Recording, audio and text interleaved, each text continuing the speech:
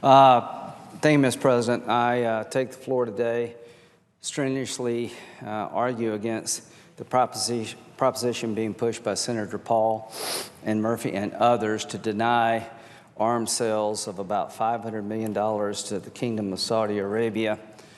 The package that they're trying to exclude from the $110 billion arms deal is precision-guided munitions that would be used by the F-15s, the package of joint direct attack munitions, PAVE, laser-guided bombs for Tornado and Typhoon aircraft. The bottom line that the package that we're talking about are precision weapons that the Saudi Air Force and military could use in operations against Iran's proxy in Yemen and other threats that the kingdom faces. The flaws of the Saudi government are real. They're known to me, but my friends on the other side, particularly Senator Paul, constantly put Saudi Arabia and Iran on the same footing. I think that is a very unwise analysis to suggest that Saudi Arabia is as bad as Iran is just missing the point big time. The Iranian theocracy is the most destabilizing force in the Mideast. They have aggressively pursued military action through proxies and directly been involved in military action in Syria. Iran's efforts to dominate Iraq, Lebanon, Syria, and now Yemen have to be pushed back. Here's what Secretary Mattis said about this proposal.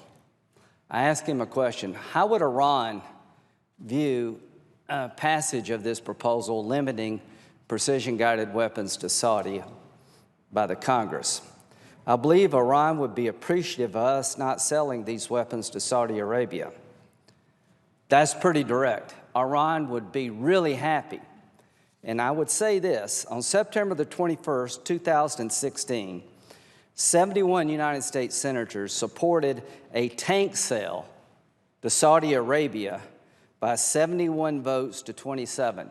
In other words, 71 United States senators rejected Rand Paul's proposal to stop the sale of tanks. I would argue that a tank is not nearly as a precision weapon as the weapons we're talking about here to be given to the Air Force. If you're worried about collateral damage in Yemen, I understand your concern. Precision weapons would help that cause, not hurt it. And you got to understand who we're dealing with in Yemen. We're dealing with Iran. Saudi Arabia has a border with Yemen. The Iranians are backing a force called the Houthis to bring down a pro-Western government in Yemen. From a Saudi perspective, everywhere you look, you see Iran encroaching throughout the Mideast. This theocracy in Iran is the biggest threat to world order, and that is saying a lot given the world as it is. And I say that with confidence because what Iran is trying to do is destabilize the Mideast in an unprecedented fashion, and our Arab allies are tired of it, and now's the time to stand with them, with their imperfections, against Iran with their hostility. So this $500 million chunk of the $110 billion weapon sale is absolutely essential that the Saudi Air Force get these weapons, not only to minimize casualties, but win the fight against the aggressive nature of Iran in Yemen and other places. I don't know where we're going with Iran, but the President said that the current nuclear deal is absolutely a terrible deal. He is right. This deal locks in a march toward a nuclear weapon by the Iranians. If they don't cheat, they don't have to cheat. In 10 or 15 years, the agreement allows them to enrich and reprocess without limitation. So this deal has to be replaced. I hope we don't go to war with anyone, but if we go to war, I want allies who are capable to help us in the fight. We complain about our Arab allies not doing enough. When they want to do more, we say no to them. Guess what? No wonder people believe that America's unreliable partner. You say one thing and you do another. All I can say to my Democratic colleagues, you were okay with voting to help President Obama increase the capability of the Saudi army at a time it was in our national security interest.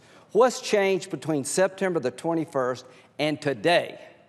What geopolitical situation has changed so that all of a sudden Iran is no longer the threat they were in September of last year, and Saudi Arabia is less reliable.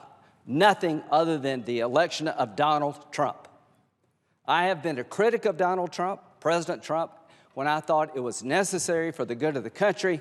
All I can say is this wholesale defection by Democrats really is disturbing.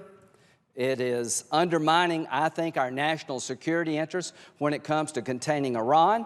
It is sending the worst possible signal we could be sending to our Arab allies at a time we need them the most.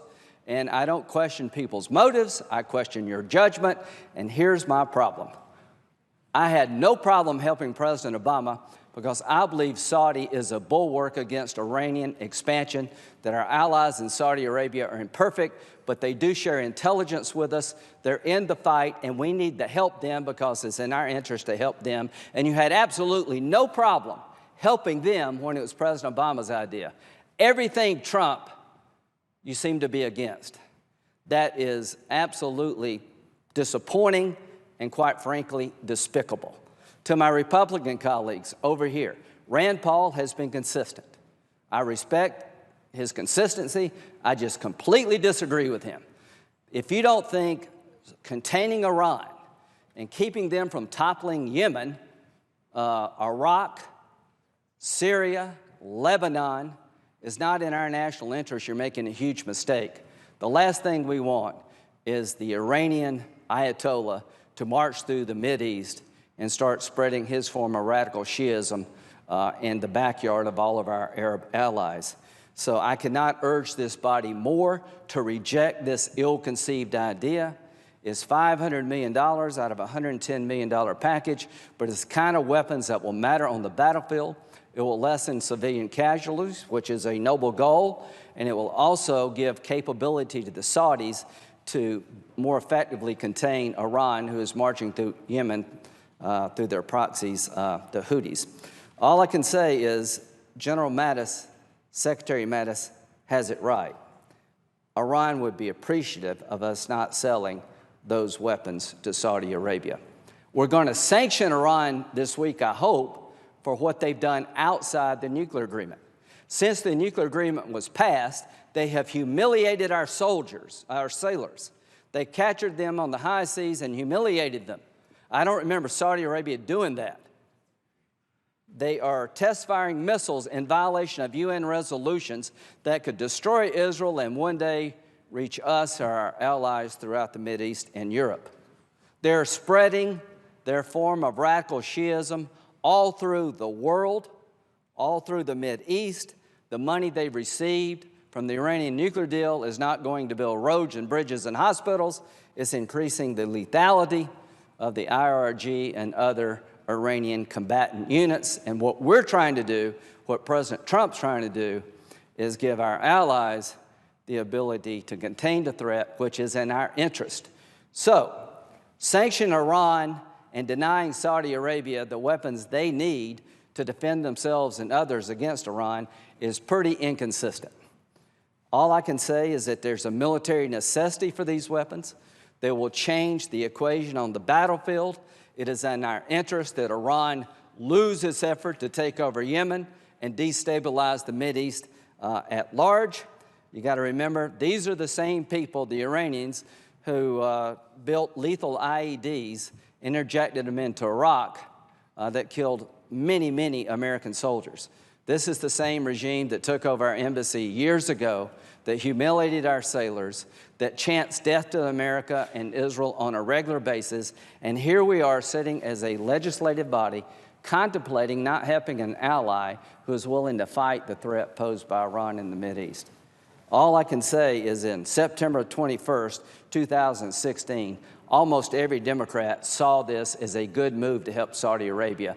Now almost all of you are voting against an arms package that's more necessary today than it was in 2016, and the only change is we got a new president who you hate. Well, I wasn't a big fan of President Obama, but when I thought he was right, I stood with him. President Trump is right to increase the capability of the Saudi military to deal with Iranian aggression There's no bigger threat to the Mideast and America, I believe, than this Iranian regime in the hands of an Ayatollah who is really a religious Nazi. So I hope you will vote for what's best for America, which is to empower our allies to contain threats that we commonly enjoy. We enjoy the experience of being in the crosshairs of the Ayatollah.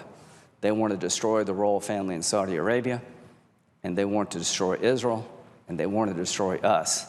And the idea that we're not going to help an ally willing to fight is just inconceivable. And the idea that we're going to vote now for an arms package because Trump's president and all of you over there voted yes before is disappointing.